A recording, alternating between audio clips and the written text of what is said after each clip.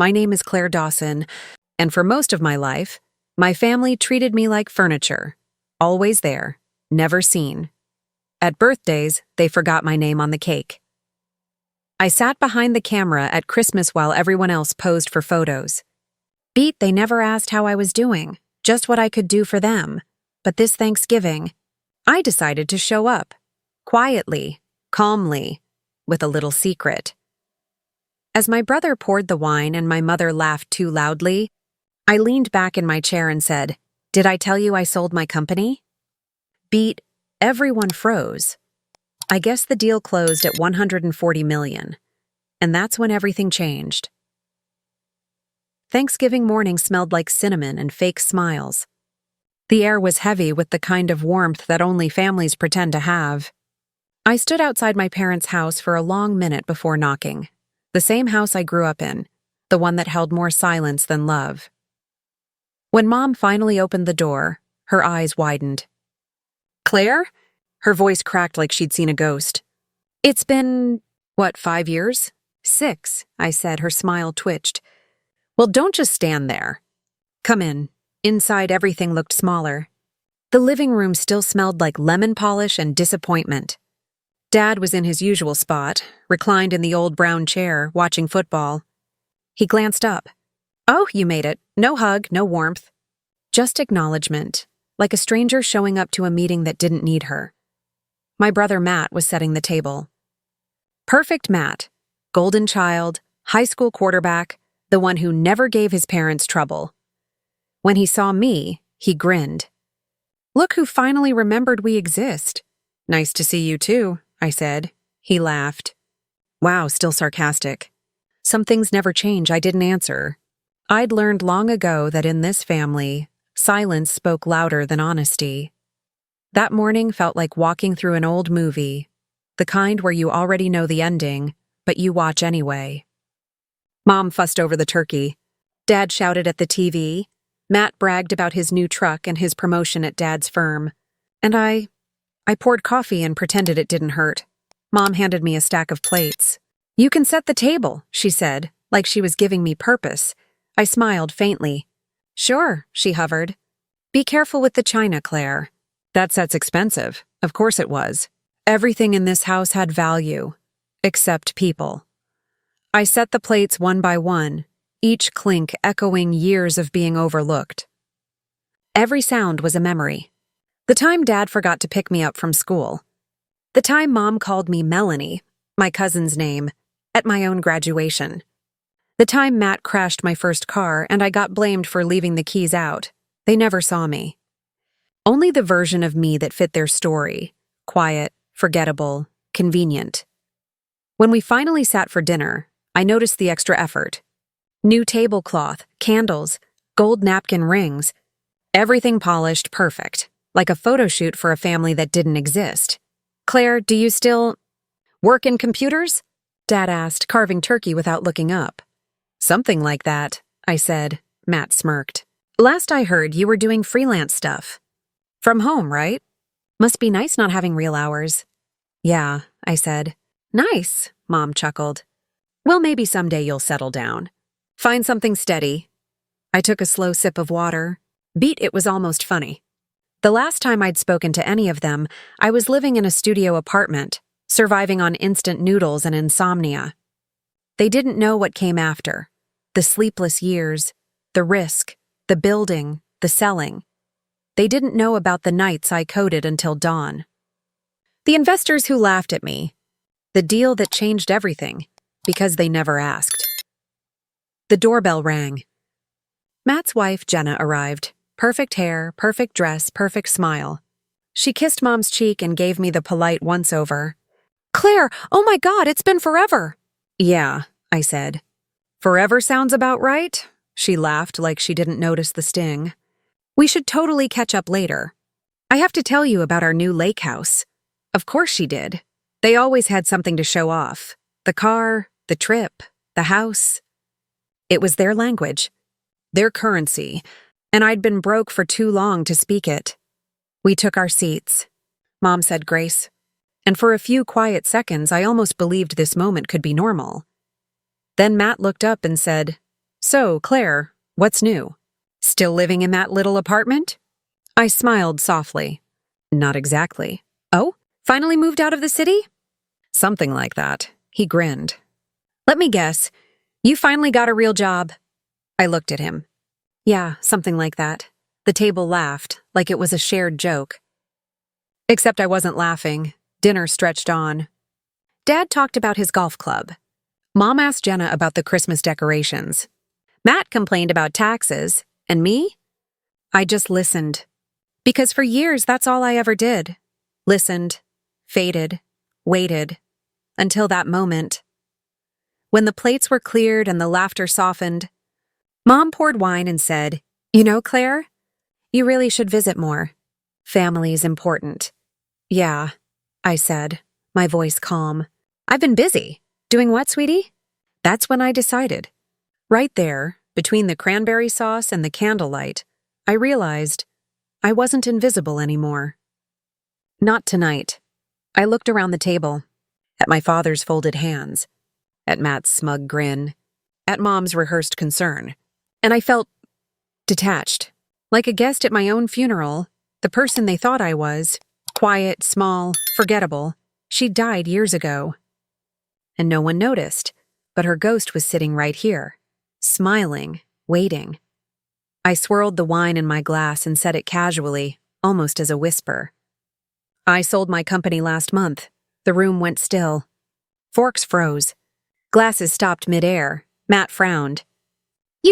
What company?" "The one I started 6 years ago." Dad cleared his throat. "You started a company?" "I did," Mom blinked, confused. "And you sold it?" "Yes." Beat. "For $140 million. Hold." The air cracked open like thunder. For the first time in my life, they were silent. Truly silent. Dad's hand trembled on the knife. Mom's smile fell apart like wet paper. Matt laughed nervously. "Wait, you're kidding, right?" "No. You're saying you're rich?" "I'm saying," I said slowly, "that I don't have to worry about things anymore." Jenna's eyes widened. "Oh my God, Claire, that's incredible," Mom stammered. "Why didn't you tell us?" I shrugged. Didn't come up. That's when I saw it. The shift. The recognition. The sudden greedy warmth in their eyes. The same people who'd forgotten my birthdays were now leaning closer. The same voices that once talked over me now softened with curiosity. Dad cleared his throat again. "Well, that's impressive, sweetheart. Sweetheart. I hadn't heard that word from him since I was 10. Mom smiled too widely. "We always knew you were smart. You just needed time to bloom." Matt laughed awkwardly. "Guess I underestimated you, huh?" "Guess you did," I said. The rest of the night felt unreal, like watching strangers put on a play titled How to Love Someone You Ignored. Suddenly, they wanted to hear about my business journey. Suddenly, they cared where I lived. Suddenly, every moment of my past failure became part of the process. Jenna clinked her glass against mine. "To Claire, the genius in the family." Mom giggled. "Oh, stop. We're all proud of her." Proud. That word used to mean everything to me. Now, it felt like a joke I'd already heard. Dad said, "Maybe we could do a family trip sometime." "You could sponsor it if you like," I nodded. "Maybe," Matt leaned in. "You know, I've been thinking about starting something of my own. Maybe you could, invest?" "Maybe." Mom patted my hand. "You should come by more often, honey. We've missed you, missed me." For years, I'd have given anything to hear that.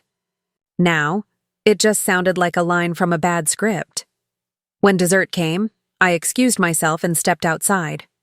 The cold November air hit my skin like truth. I looked through the window, my family laughing inside, their eyes bright with calculation. For once, I wasn't angry.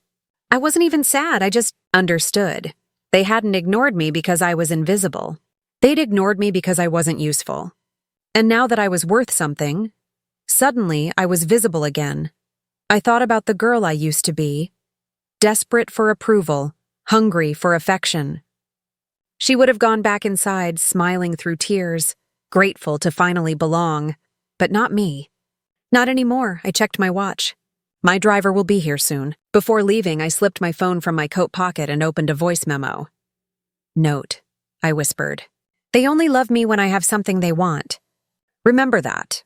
Then I walked back in, smiling politely, ready to play along, for now. Because if they wanted to see how far their forgotten daughter could go, I was about to show them, and this time they'd remember every word. The following weeks were strange. It was as if Thanksgiving had opened a door, not just to my family's house, but to a world I'd been exiled from. Suddenly, I was welcomed. Mom called me the next morning. Sweetheart, we were thinking, maybe you could come over for Christmas this year. You could stay in the guest room. I'll make your favorite lemon pie. I almost laughed. She hadn't remembered my birthday in 7 years, but somehow she remembered lemon pie. I said, Sure, Mom, that sounds nice. And it did. Nice. Like a word people use when they mean something else. After that, the calls didn't stop. Dad wanted to grab lunch and catch up. Matt sent me texts, first casual, then curious, then calculated. Hey sis, hope you're doing good. Mind if I ask what you invested in? Just wondering. If someone wanted to start a small business, what would be the best approach? You'd probably know this. How do you minimize capital gains taxes? Each message came with a little smile emoji, like he thought politeness could disguise greed. I responded politely. At first, a week later, Mom invited me over again. Just family time, she said.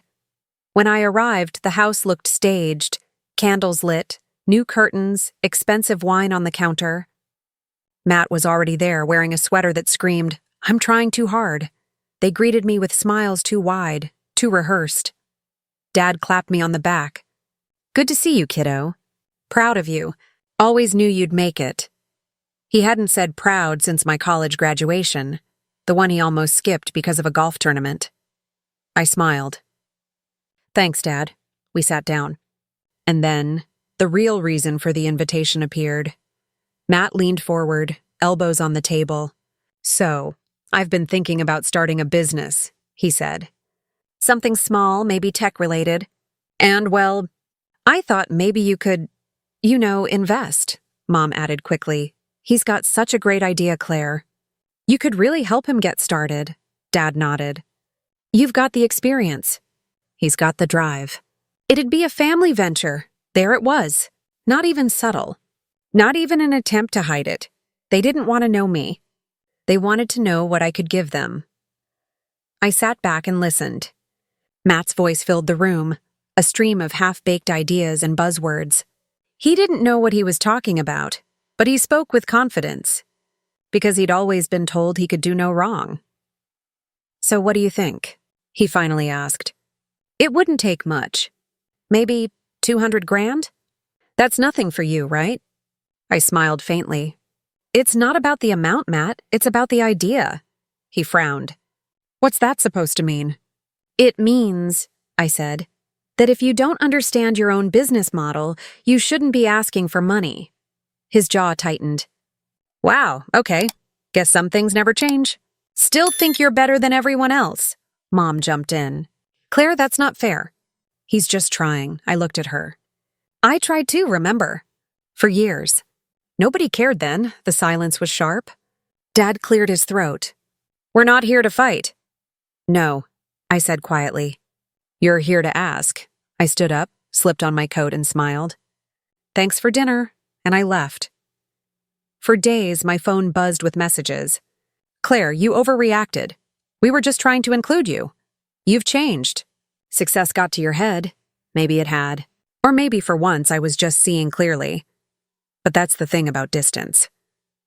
When you stop begging for love, people call you cold. When you stop apologizing, they call you cruel. By December, their tone shifted again. They started sending me photos, the tree, the presents, the family dinners I'd missed. Wish you were here, Mom wrote under everyone. It was sweet, almost convincing. So I went. Christmas Eve. Snow on the driveway, lights glowing through frosted glass. The house looked like a postcard. Perfect, from a distance. Inside, the warmth was all performance. Mom hugged me too tightly. Dad poured me a drink before I asked. Matt smiled with his teeth. We opened gifts. They gave me a sweater, tag still on. I gave them small, thoughtful things. A signed first edition for Dad, a necklace for Mom, a hand-woven scarf for Jenna. They acted touched. But I could see it in their eyes, the calculation.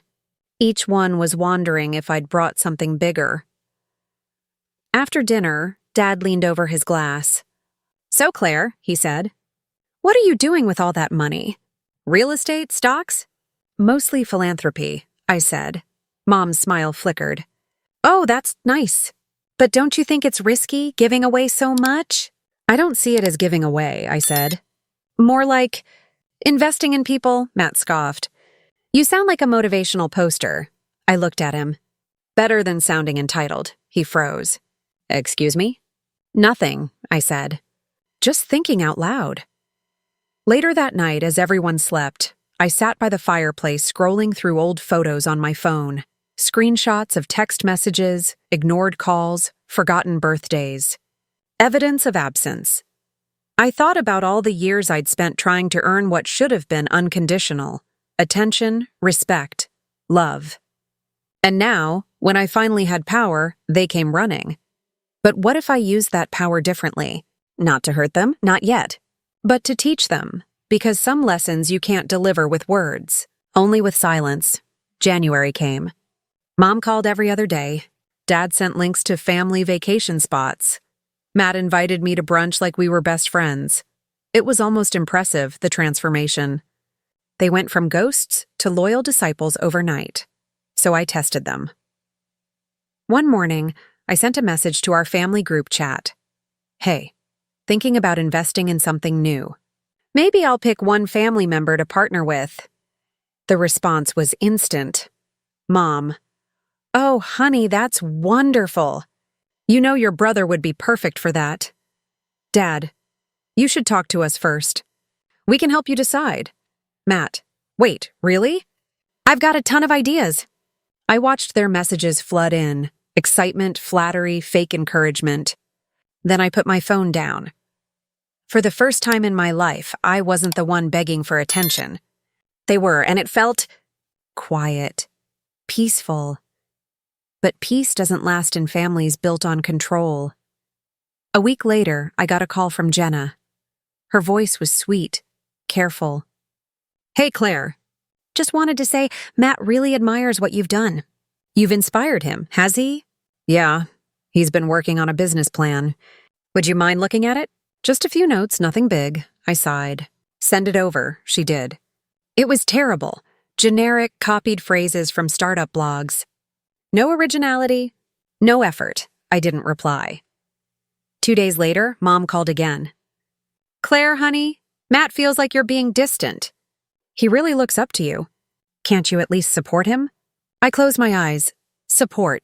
The word they used when they meant fund. "Sure, Mom," I said. "I'll think about it." And I did think about it. For 2 weeks. Then I sent Matt an email. "If you really want to start a business, show me you mean it. Do your homework. Build something. Then we'll talk." He never replied. The silence lasted 3 months. No calls, no texts. Then, one morning in March, a notification popped up. An article headline: "Local entrepreneur Matt Dawson launches tech startup HomeLink, inspired by his sister's success." I stared at the screen. He'd done it. He'd used my name in interviews, dropped hints about family inspiration, even claimed I'd mentored him. Except I hadn't. I called him. He didn't answer. I called again. Voicemail. "Matt," I said. "Call me back. Now." He didn't. That night I saw photos, a launch party. Mom and Dad were there, smiling beside him like proud royalty. A family portrait I wasn't invited to, and that's when the old ache came back. Not jealousy, betrayal. They'd done it again, used me, then erased me. The next week, I met with an old friend, Daniel, my former business partner. He laughed when I told him, "So your brother stole your story?" Basically. "And your parents went along with it?" I nodded. He shook his head. You're not going to let that slide, are you? I smiled faintly. No, I'm not, because revenge isn't about anger. It's about clarity, and clarity had finally arrived. Over the next few weeks, I watched HomeLink quietly. Matt had no idea what he was doing. The product didn't work. The marketing was sloppy, but investors loved the name. Inspired by Claire Dawson. He was riding my shadow, so I started digging. Reading their contracts, their patents, their PR statements. And then I found it, a fatal flaw. The name HomeLink wasn't trademarked properly. He'd rushed the paperwork, left entire sections blank, and suddenly I knew exactly what to do.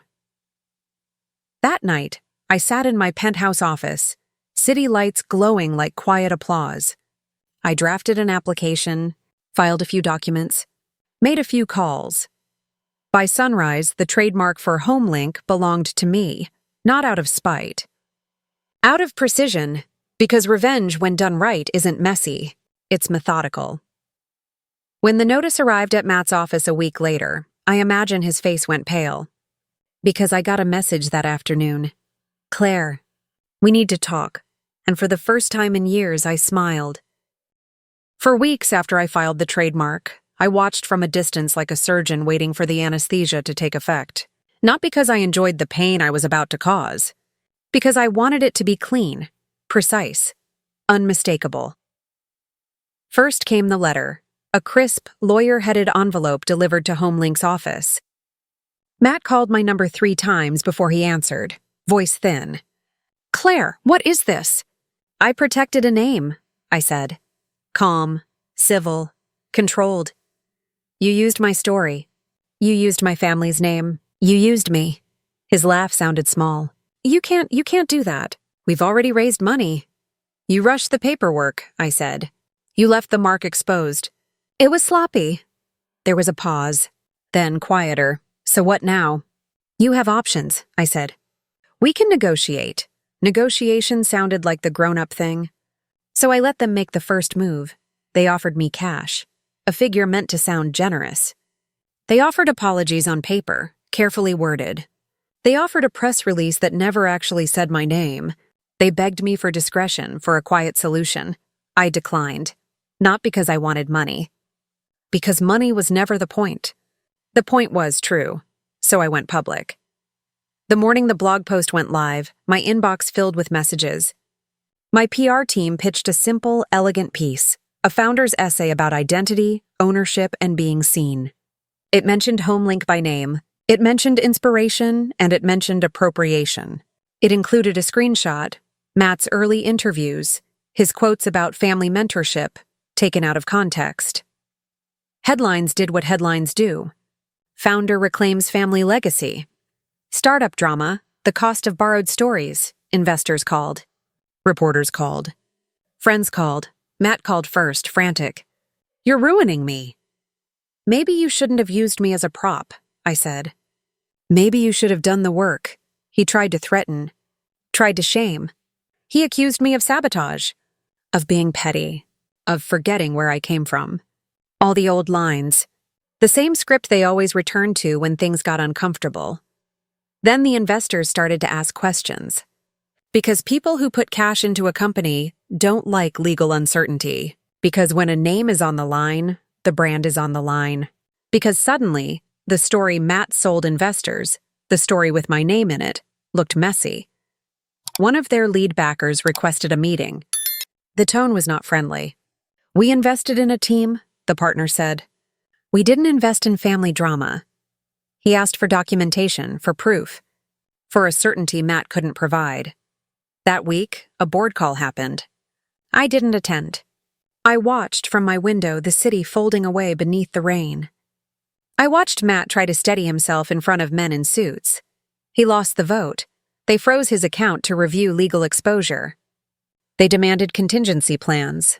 And in the quiet that followed, the once loud launch party photos felt like a bad joke. But the smartest move was not to break him entirely. It was to offer him a way back that would make the lesson permanent. I drafted terms, reasonable sounding, public, humiliating in their humility. Matt could keep his company, but not the name. He could keep his title, but not the narrative. He would sign an acknowledgement that his public claims about mentorship were inaccurate. He would donate a percentage of his first-year revenue to a nonprofit I selected, one that supported young women in tech. When I sent the offer, I watched his face on video call crumble. No swagger left. Just a small, defeated boy. "You want me to pay?" "To you?" he asked. "You want to be part of something meaningful," I said. "Start there," he agreed. Not because he suddenly cared about the truth. Because the investors gave him an ultimatum: take the terms or lose funding. So he took the terms. The public statement he signed was short, humiliating, and precise. HomeLink used inspiration drawn from familial examples. Claims of direct mentorship were overstated. "We apologize for the confusion." The apology landed like an anvil in the ocean, loud and then gone. The media cycle moved on, as it always does. New stories took center stage. New founders rose and fell. But the damage to his credibility was permanent. Investors who once saw a family success story now saw an inexperienced CEO who'd leaned on borrowed light. Then came the quieter satisfaction. The personal reckonings. At Thanksgiving the next year, Mom avoided eye contact. Dad's jokes were thin. They still invited me to dinners, but the tone had shifted. They were polite, cautious. No more rehearsed pride. No more offhand comments about investing. And Matt, he visited less. When he did, his smile was practiced, the same one he used for cameras. But at night, he sent texts asking for advice on payroll, on retention, on product strategy, advice he should have sought before launching, advice he now had to take from the very person he'd tried to use. He was learning the work I'd done. Slowly, painfully, begrudgingly. There were public perks, too. My nonprofit partner sent a photo of the first scholarship recipient, a young woman with fierce eyes, holding a laptop like hope. I forwarded it to Matt. No caption. No commentary. Sometimes revenge is a closed loop, an action that leads directly to a consequence. But mostly, revenge is a lesson taught in a way that leaves room to learn. The final act, small and human. I sat across from Matt in a coffee shop months later. He'd come with a prototype, rough, real. He looked tired, older somehow. "Can you look at this?" he asked, voice low. I studied the device, gave notes, pointed out obvious flaws, suggested fixes. At one point he looked up. "I don't know how you did it. You made your choices," I said. "So did I," he swallowed. "I'm sorry. It wasn't the dramatic confession I'd imagined. No tears, no shouting, just a quiet, small apology that might have sounded like nothing to anyone else. But for me it was enough, because the revenge I wanted wasn't to bankrupt them. It wasn't to humiliate for sport. It was to reclaim my story, to show them that ignoring someone doesn't erase them, that using someone's life as spectacle has consequences.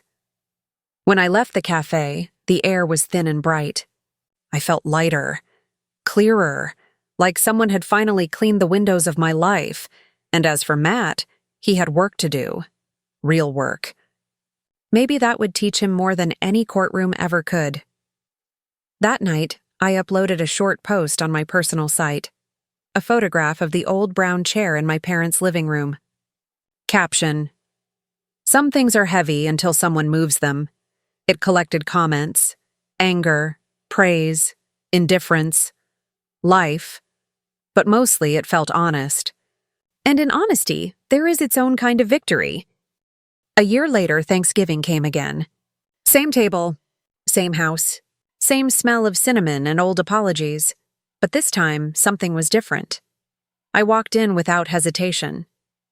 No tight chest, no trembling hands. Mom greeted me softly, almost shyly. "Claire? You look good." "Thanks," I said. "You too." Dad nodded from his chair. He didn't call me kiddo anymore. Just said, "Good to see you." And for once, he meant it. Matt arrived last. He didn't talk much. He brought a simple salad, not the usual bravado of stories and plans. When our eyes met, he smiled, small, honest. "Glad you came." Dinner was quiet, Peaceful. No grand speeches. No probing questions. Just the sound of forks and the faint hum of jazz from the kitchen. At one point, Mom reached for my hand. "I'm sorry," she whispered. I squeezed back. "I know. And maybe that was enough." After dinner, I stepped outside again.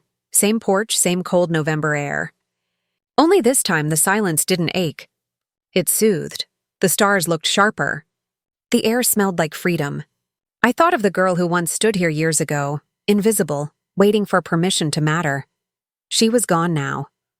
In her place stood someone who didn't need approval, didn't chase belonging, because sometimes revenge isn't about destruction. It's about restoration, about standing tall in the same room that once made you small, and realizing you've outgrown it. Before I left, Matt joined me on the porch. He handed me a mug of coffee, steaming in the cold. "No business talk?" he said quietly. "Just family," I smiled. That's a start. When I drove away that night, headlights carving through the dark, I didn't feel angry or sad. Just done, because the best revenge isn't proving them wrong. It's showing them you were never defined by their blindness in the first place. And as the road stretched out ahead, I whispered, "Happy Thanksgiving, Claire. You made it."